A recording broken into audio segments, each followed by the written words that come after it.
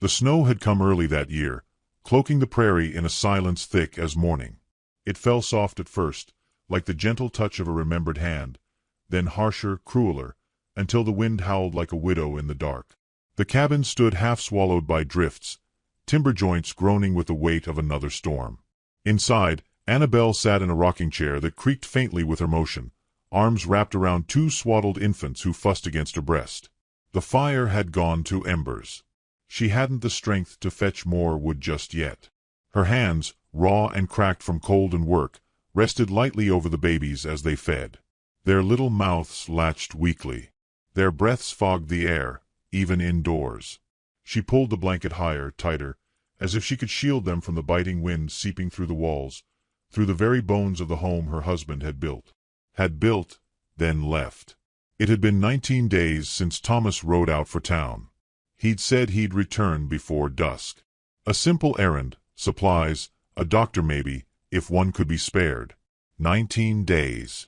Anna had counted them by the shifts of light through the frost-rimmed window, by the dwindling pile of beans, by the diapers soaked and washed and dried stiff as bark over the hearth. Each day she had whispered his name, softer and softer, until it no longer felt like a plea but a ritual. By the 12th day, she'd stopped speaking it aloud. The babies, too, had given up crying for long. They whimpered now, like snow melting, quiet, persistent. She hadn't meant to survive this way. A year ago, she taught letters and hymns to frontier children in a one-room chapel with cracked pews. Then Thomas came riding through, all silver words and loud laugh. A charming man with a fine coat and poor prospects, but he had eyes that made her feel like she was seen. Really seen.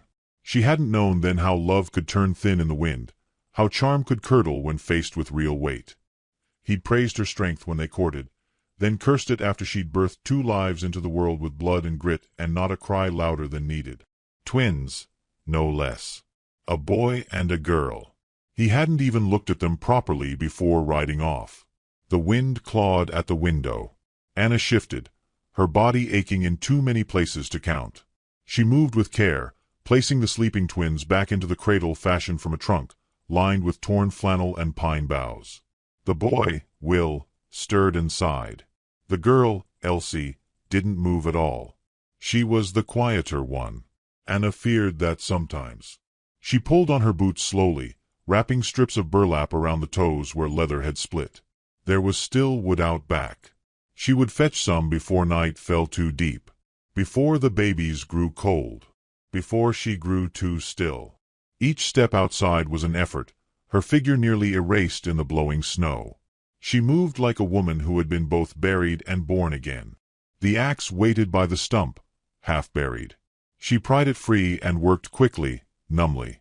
Her arms burned. Her breath came in sharp clouds.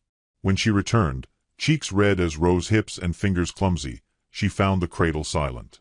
Her heart stopped. She rushed forward. Then Elsie shifted, a small sound like a sigh through a reed. Anna fell to her knees, sobbing into her sleeve, the woodpile collapsing beside her.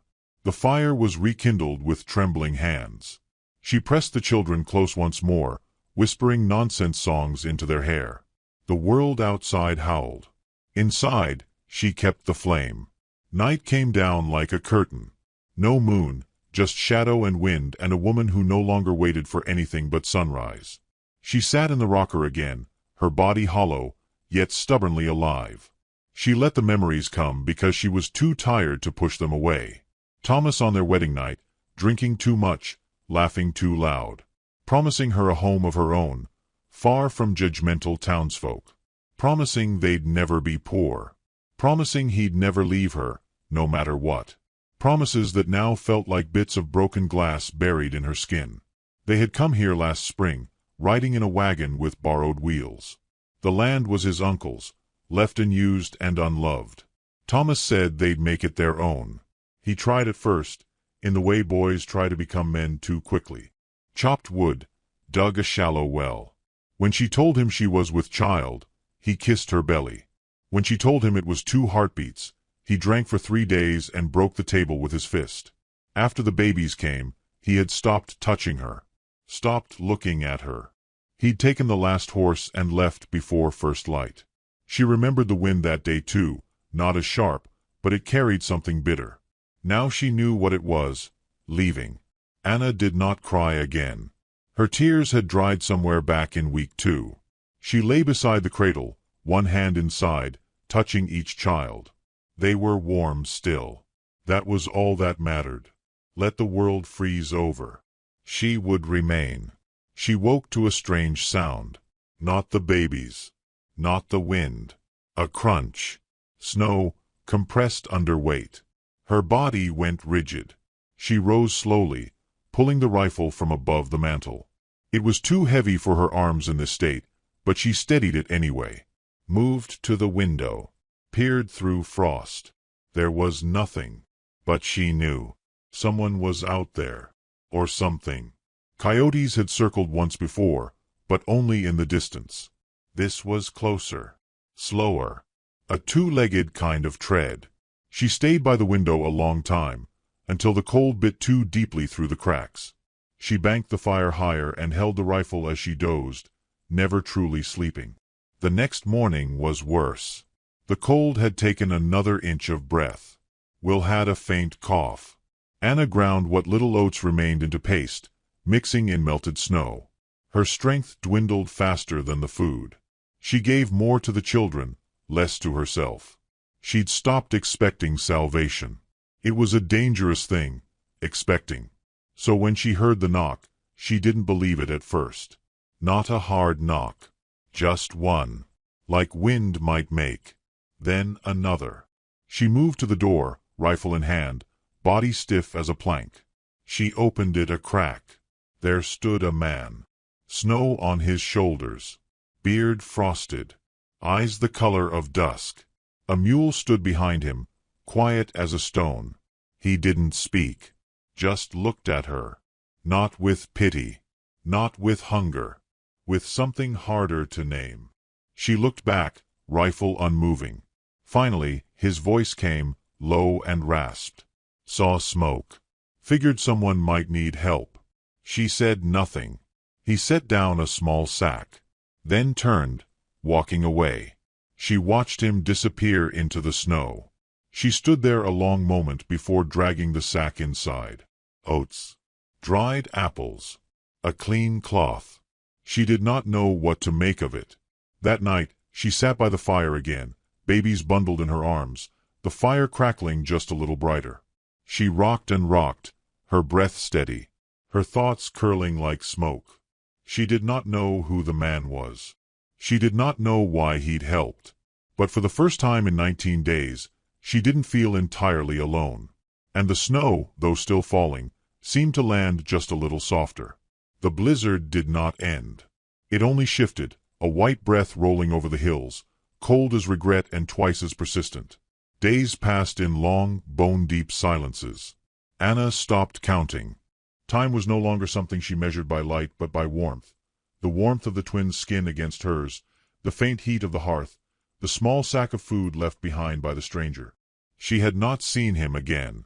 The snow buried his footprints before evening fell. She wondered if she had imagined him, if her mind, worn by hunger and fear, had conjured a man from the smoke and frost. But the oats were real. The apples had given the babies a rare color in their cheeks. She did not know his name, only the shape of him, tall, wrapped in a coat faded by long weather, his eyes shadowed with something old and hard. She had been dreaming of wolves before the knock came. That memory clung like smoke. The days after were harder. The children grew restless. Elsie cried for long stretches. Not hunger, not pain, just a sound to remind the world she was here. Anna sang when she could, lullabies remembered from her schoolteacher days, the ones that spoke of angels and stars and the hush of safe places. The songs were threadbare things now, barely stitched with hope. Still, she sang. The woodpile dwindled.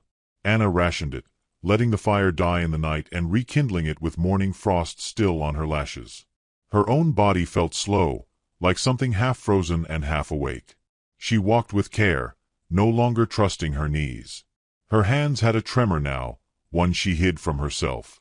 One morning, as dawn lit the frost like sugar on a pie crust, she stepped outside and saw tracks again. Not fresh, not deep, but there. A mule's hoof, a man's boot. She followed them with her eyes to the trees. No figure. No voice. Only the feeling of being watched, not hunted, not threatened. Witnessed. She went back inside and found the cradle empty. Her heart surged, wild and painful, until she saw both children tucked safely under the blankets. Just still. Just quiet. They slept more now. She didn't know if it was strength or something worse. That night, the wind shifted again. No longer violent, just steady, a reminder of how far from civilization they were. The stars were sharp and watchful. Anna lit a candle and placed it near the window. Not a beacon. A whisper. He returned on the fourth evening. She was out back, breaking a path to the well, when the mule snorted. She turned, startled, the pail slipping from her grip. He stood at the edge of the clearing, not speaking. The snow was pink with dusk. "I don't have anything to trade," she said, voice thin with cold. He removed his gloves slowly, reached into his coat, and produced a bundle of cloth. Inside, jerky, matches, dried corn. "No trade," he said. She studied him.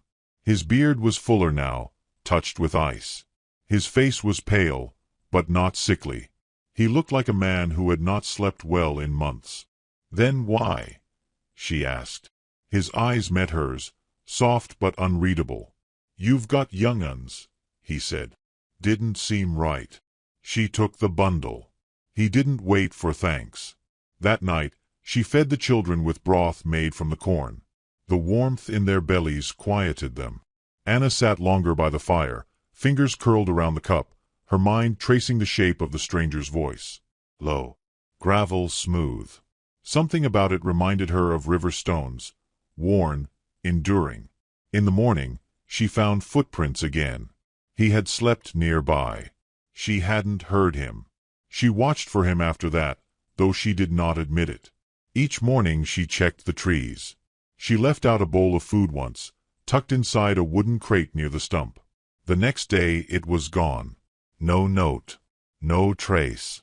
He was becoming something between legend and neighbor. Not a savior, not a ghost. Just a man passing through who hadn't passed all the way. Anna began to change, too. Not stronger, not yet, but steadier. She found a rhythm in the care of her children, in the tending of small routines. She patched the cradle with spare cloth, added moss under the blanket. She mended her coat with bits of thread pulled from old skirts. Every act was a rebellion against despair. Then came the day Will would not eat. His tiny mouth refused the spoon. His face was flushed, his eyes dull. Anna panicked, her mind running too fast. She tried everything: breast, sugar water, soft apple. Nothing. He lay quiet in her arms, warm with fever. She held him all day and into the night. She sang through tears. When he whimpered, her heart cracked wide open. It was near midnight when the door creaked. She turned, eyes wild. He stood there, snow trailing behind him, the wind tugging at his coat. Anna rose. She did not speak, just opened her arms slightly, showing the sick child. He crossed the threshold without asking. "I need help," she whispered. "I don't know what else to do." He knelt beside her, his movements slow, careful, as if afraid of breaking something more than the silence. He took the child in his arms with the gentleness of a man who had done this before.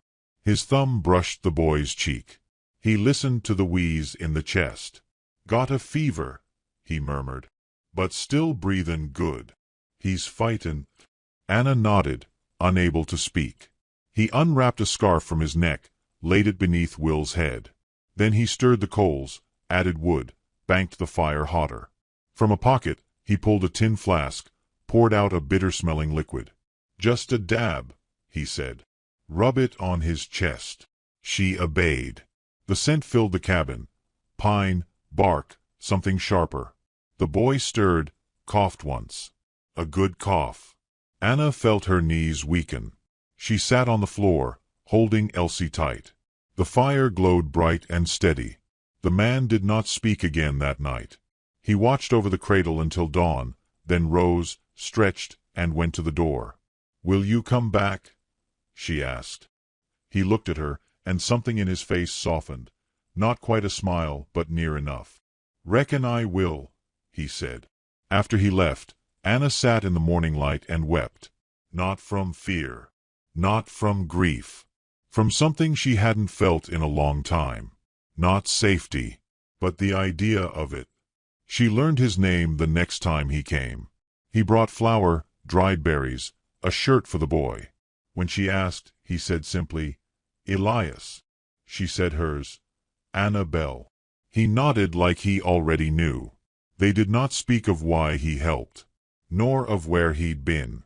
Their silences held more truth than words could. He did not ask what had become of the children's father. She did not ask who he'd lost.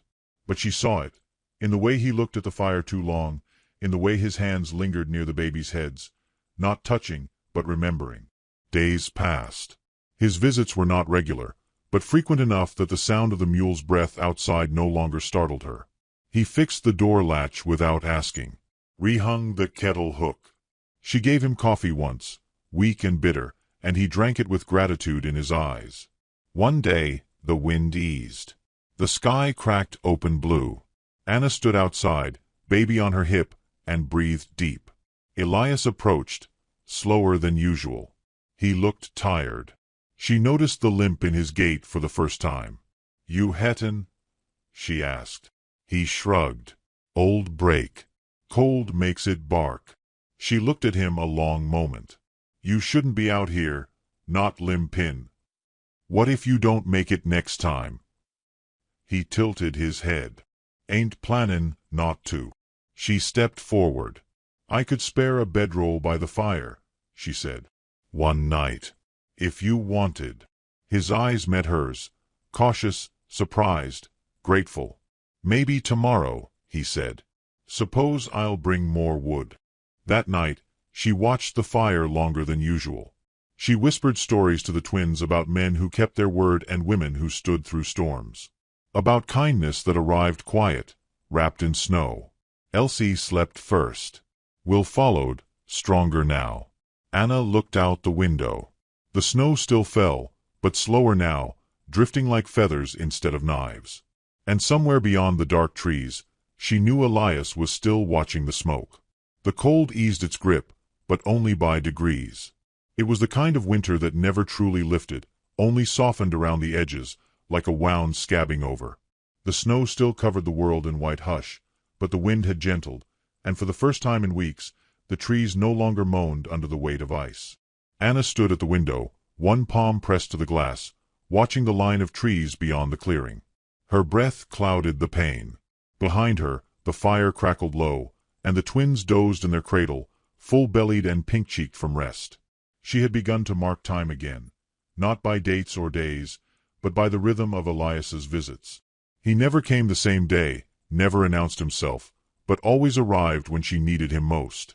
Like the firewood was running low. Like she'd cried quietly the night before and hadn't eaten since morning.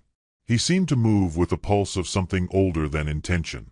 It unnerved her at first, then comforted her. The first time she allowed him to stay past dark, he said nothing. Neither did she. He came in with an armload of chopped wood and shook the snow from his coat by the door.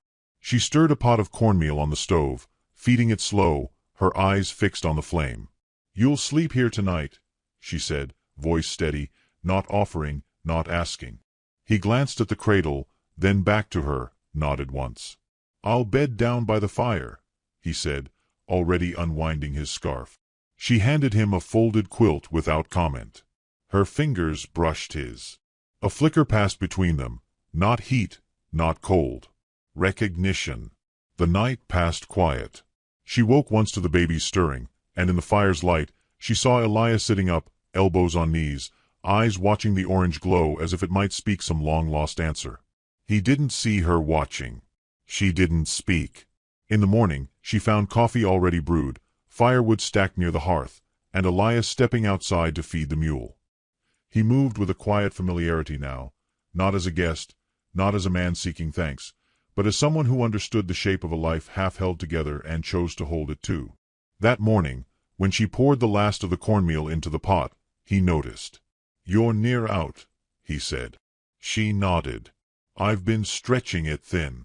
I'll ride to Cutter's Ridge. It's 2 days each way.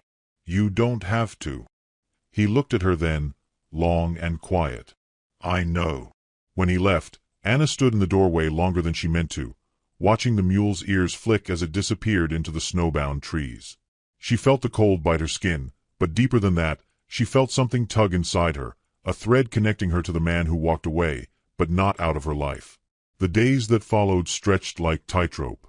She rationed food with precision, boiled water twice, and chewed dried berries slower than necessary to trick her stomach into fullness. The babies grew fussy. Will wanted more than she could give. Elsie became quiet again, sleeping longer, her limbs too still. Anna sang softly, ran her hand over their heads again and again, grounding herself in their breath. On the third evening, she heard hooves. She didn't move from the cradle, didn't lift her face. Just said, "You came back." Elias's voice answered from the door. "Told you I would." She turned then. He stood covered in snow, shoulders heavy from a full pack. He moved to the table and set it down without ceremony. Flour, beans, dried apples, salt, a tin of honey, 3 candles, and a little cloth doll with button eyes. "For Elsie," he said. Anna blinked, eyes burning. "I didn't ask for any of this." "I know," he said again. That night, they shared soup thickened with beans and sweetened with honey. Elias said little, but his presence filled the room in a way that did not press or pull. Just existed.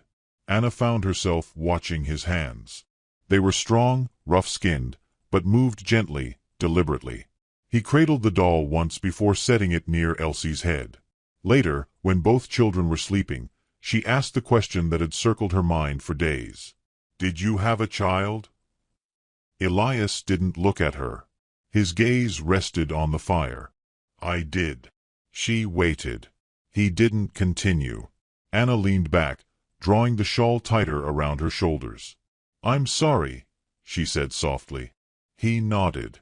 "So was I." They didn't speak again that night, but something between them settled.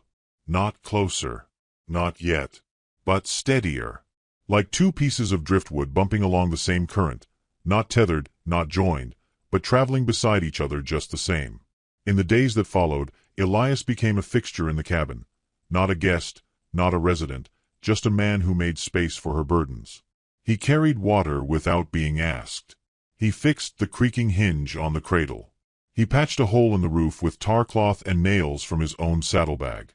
Anna didn't thank him with words. She didn't need to. Instead, she made him coffee before he woke. She mended the button on his coat.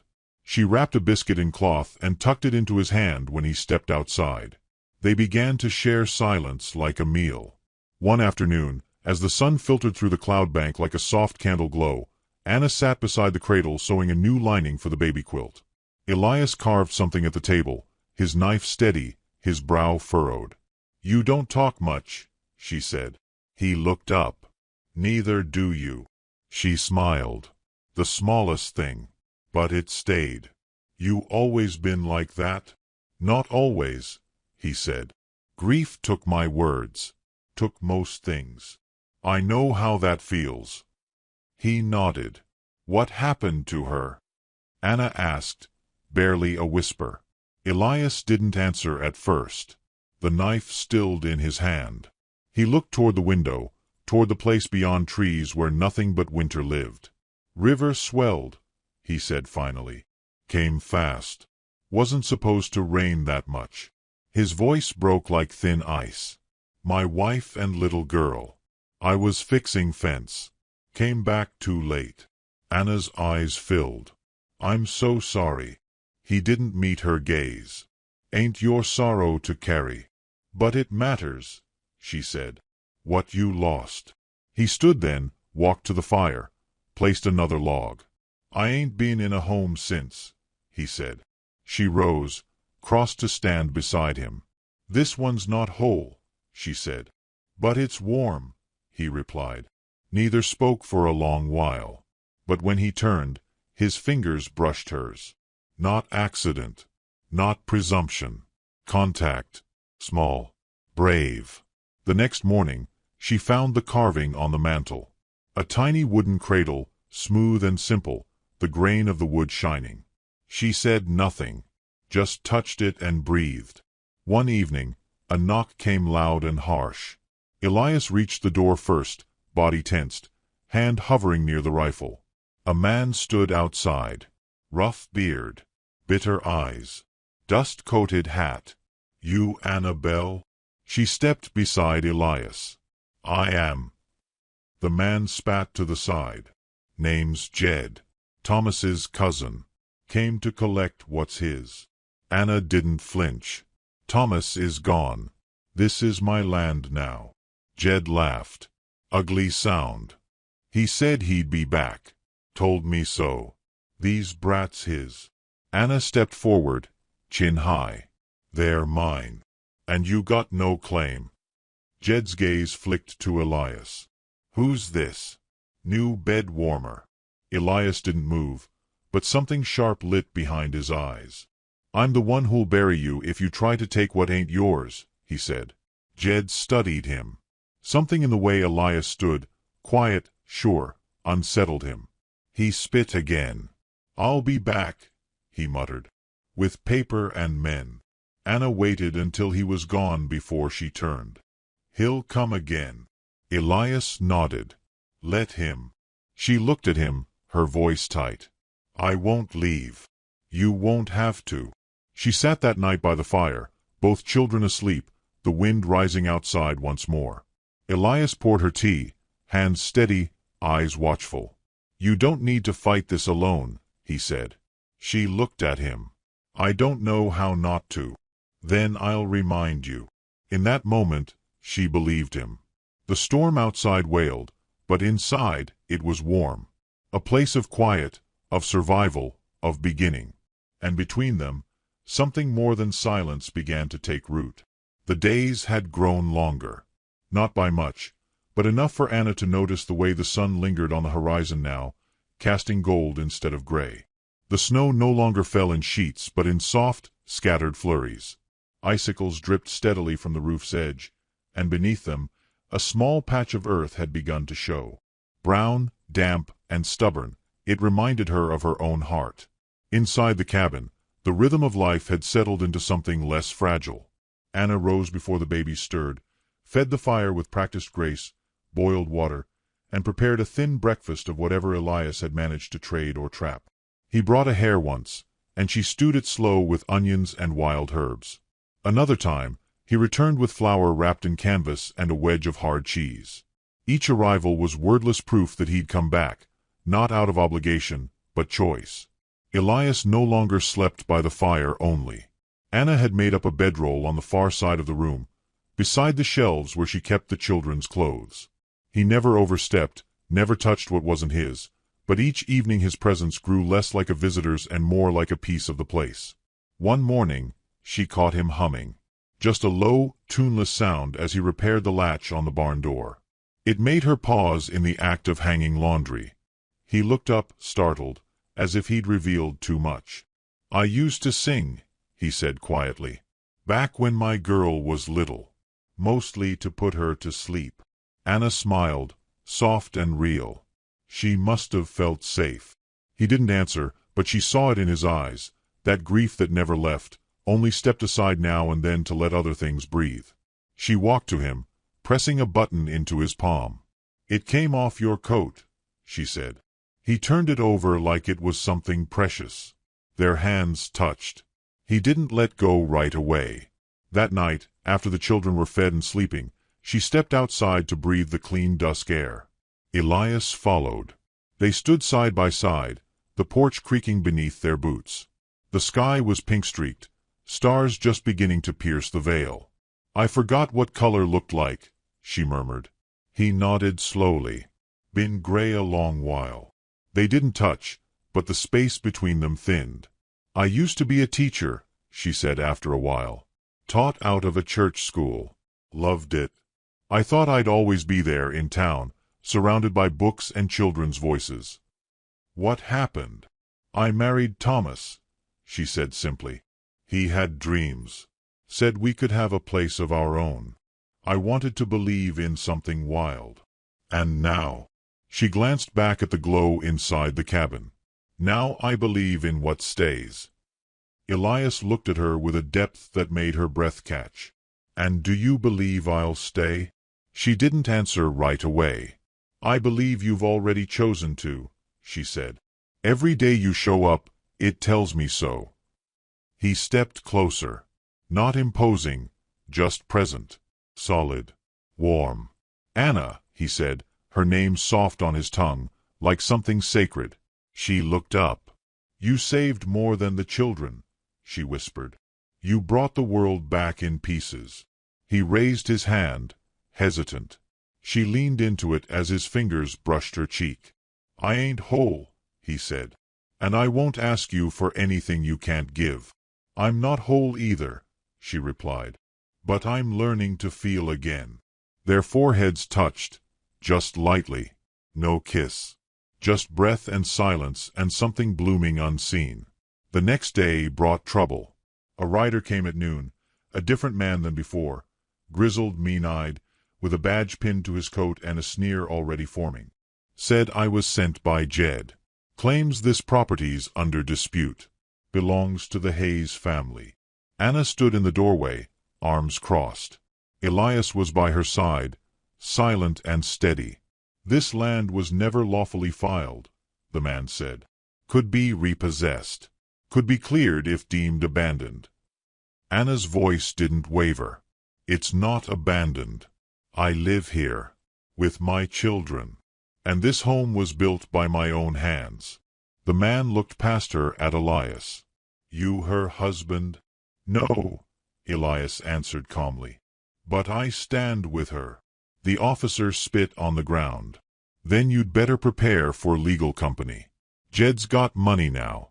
He'll come back with documents. When he rode off, Anna closed the door and pressed her back to it. I won't lose this place, she said. You won't, Elias replied.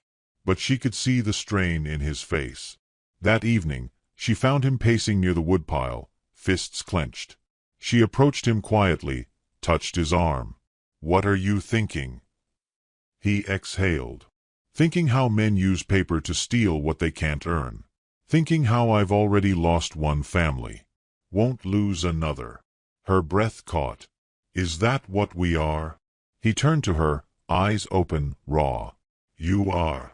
The truth of it sat between them, unadorned. She didn't pull away. I never thought I'd feel this again, she said. Not love, not hope. You don't have to say it back. But I want to. He watched her carefully, like she was a storm he didn't want to spook. I love you, Elias, she said. Not for saving me, but for seeing me. For staying when I wasn't sure I wanted to be stayed for. He reached for her then. Their kiss was slow, reverent, like an oath made without words. When they parted, her hands trembled against his chest. You don't have to be perfect, she said. You just have to be here. I will be. They went inside together. The fire burned low, casting shadows. The cradle creaked softly as Will shifted in sleep. Elsie stirred but didn't wake. Elias knelt beside them, touching each child's hand. I never got to watch mine grow, he whispered. But maybe now I can help these two find their way. You already are. In the morning, they began to prepare, not just for winter's return, but for the man they knew would come back. Elias began reinforcing the doorframe, checking the rifle. Anna organized her papers. What little proof she had of Thomas's neglect, of her claim. But they didn't do it in fear. They did it with a kind of quiet certainty born from love. Not the kind that burns fast and dies, but the kind that endures the cold, the silence, the long wait for spring. Anna stood in the light of a clearing sky, watching Elias split wood. The sun glinted off his shoulders. He looked up at her, sweat on his brow despite the chill, and smiled, small but real. She smiled back. The thaw had begun, not just in the land, but in them. The morning broke sharp and bright, the kind of sky that only comes after a long storm has spent itself. Sunlight fell in slanting lines across the porch, turning snow to glimmer and shadow to gold. Anna stood with her arms wrapped around herself. The door cracked just enough to let her see the edge of the trail. Her breath plumed in the still air, heart steady but alert. Today would not pass quiet. Inside, the babies stirred.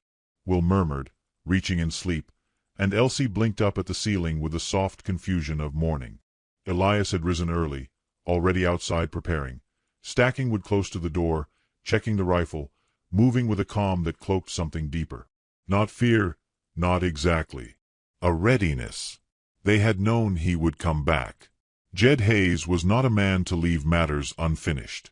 He was the kind who thought land meant power and that women were things to be claimed or discarded, depending on their usefulness. Anna had learned long ago how dangerous men like him could be. And now, she was no longer alone. By noon, the wind had picked up. Not harsh, but insistent, rustling the pines, dragging cold air across the clearing like a warning. Anna had fed the children, rocked them until their eyelids dropped heavy, then laid them in the cradle with extra quilts. She kissed their foreheads once each, fingers lingering. A quiet prayer curled beneath her breath, not to any god in particular, but to the firelight, the earth, the walls that had held them. Elias entered with snow dusting his shoulders. His eyes met hers, and she read in them everything he didn't say. They had not spoken much since sunrise. No need. What needed saying had already been said, in the space between breaths, in the touch of hands, in the quiet way they stood together each morning. "He's comin'," Elias said, voice low. Anna didn't flinch. "How many?" "3 men. One's the lawman from before." She nodded once. "Let them come." He studied her face. "You still sure?" "More than ever." They stood at the threshold when the riders appeared, slow shapes against the snow. Horses snorting, tack gleaming. Jed led them, mouth curled into a smirk even before he spoke. The lawman rode behind, older, weary-eyed, and a third man, lean, quiet, rifle slung across his saddle. Anna stepped forward before Elias could. She wore her old schoolhouse dress, mended and plain, with her hair braided tight. Her posture was straight, steady, a tree that would not bow. "This your answer, Anna?" Jed called. "You'd throw away Hayes' land over some drifter's arms?" She didn't speak. "You're squattin'," he continued, reins jerking beneath his fists. "That house, that land, it's not yours. You got nothin' in your name." Her voice, when it came, was cold and clear. "My name is Bell. Not Hayes anymore. My husband left. Never came back. That's abandonment under any town law. And this house? These walls? They were built with my hands and my pain. There are children inside that I bore alone. If you think I'll hand it all over now, you're more fool than I took you for." Jed laughed, the sound scraping. "You can't bluff me. I got papers, Anna. This here's my uncle's claim. You're just a sad widow in a broken shack." Elias stepped forward then, his presence a storm breaking behind her. He held the rifle low, not aimed, but ready. The way his stance shifted made the third man twitch. "She's not alone," Elias said. The lawman narrowed his eyes. "You aim to raise a gun on the law, son?" "No, sir," Elias answered. "But I'll raise one on a thief." The wind stilled. The horses stamped, uneasy. The lawman dismounted slowly, tugging at his gloves. "Show me the claim," he said to Jed. Jed handed over a wrinkled page, grinning. "Property of Thomas Hayes," the lawman read aloud. "Filed 3 years back. No activity since. No taxes paid. No signature from the county clerk." He looked up, unimpressed. "You're trying to enforce a ghost's claim." Jed's face darkened. "That's still bloodline land." "Abandoned land," the lawman cut in. "And she's right. A woman left behind, survivin' with young ones? That holds weight." Jed snarled, eyes cutting toward Anna. "You think a sheriff's word'll stop me?" Elias took one step forward. His voice was quieter than ever, but every word struck like iron on iron. You want to test how far you can push this? Go ahead. But you won't walk off this land the same. The third man shifted, looking between them. Then, wordlessly, he turned his horse and rode off. A moment later, the lawman followed. Jed stared at Anna, face twisting, but the fight had already left his eyes. He spat into the snow, turned his mount, and followed. When the sound of hooves vanished into the trees, Anna sagged slightly. Elias was beside her in an instant. His arm came around her back, steadying. She leaned into him for just a moment, breathless. "I didn't think I was scared," she whispered. "You weren't. You were brave." "I'm tired of being brave." "Then rest." She let herself. For the first time in what felt like years, she allowed her body to go soft against someone else's strength. Inside, the fire still burned. The cradle creaked gently as Will stirred. Anna knelt and lifted him, pressing her face to his cheek. "We're staying," she murmured. That night, Elias cooked. He whistled as he stirred the pot, off-key but content. Anna set the table with care, even added a dried sprig of wildflower she'd saved from the last thaw. When they ate, they shared a single plate, their knees brushing under the table. Afterward, they sat near the fire. She cradled Elsie, who fussed until Elias took her and hummed low in her ear. The baby stilled, eyes wide and wondering. Anna watched, her heart swelling. "You're good with them," she said. "Learned the hard way what not to take for granted." She reached across, fingers brushing his jaw. "You don't have to carry the past alone anymore." "Neither do you." Outside, wind moaned gently through the trees, but the cabin was a world apart now. Warm, lit from within, its shadows filled not with fear but the memory of survival. Later, long after the children had been laid to sleep, Anna and Elias stood beside each other at the window. The moon lit the clearing like a prayer answered too late, but still welcome. He turned to her, voice quiet. "I don't know what kind of man I'll be in spring. I only know I want to be here." She turned to him fully. "You already are." When they kissed, it was not hurried, not hungry. It was slow and certain, the kind of kiss that says I'm not going anywhere. And he didn't. The days after felt different. Elias began reinforcing the barn. Built a small pen for a goat he hoped to trade for come spring. Anna taught him how to wrap cloth diapers, how to read the fever in a baby's cheek. She resumed writing again, her old journal pulled from a trunk, pages curling at the edges. At night, by candlelight, she wrote down the story, not just the one they had lived, but the one they were still becoming. Neighbors came, slowly, like deer stepping from woods. A woman from town offered to trade sewing needles for fresh eggs. An old preacher stopped by to ask if Anna would teach again, once the snow melted. She said she would think about it. Elias found an old swing, repaired it, hung it from the big pine behind the house. Anna watched him, the quiet way he checked every knot twice. When he was done, he sat on it, swaying slightly. "I reckon even grown men need swings sometimes," he said. Anna laughed. The sound felt like a bird taking flight inside her chest. The thaw came gradually.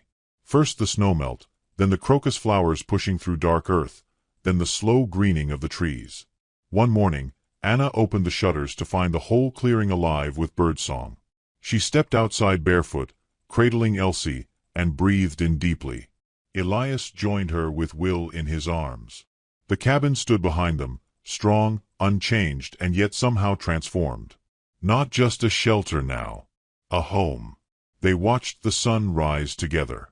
And though the world still held hardship, still spun with the old ache of things lost, Anna knew this for certain. Love could be quiet. It could come not with fanfare or grand donations, but in footsteps in the snow, in a hand on your back, in a man who stayed. A home wasn't the walls. It was the warmth between them. And theirs, at last, was lit from within.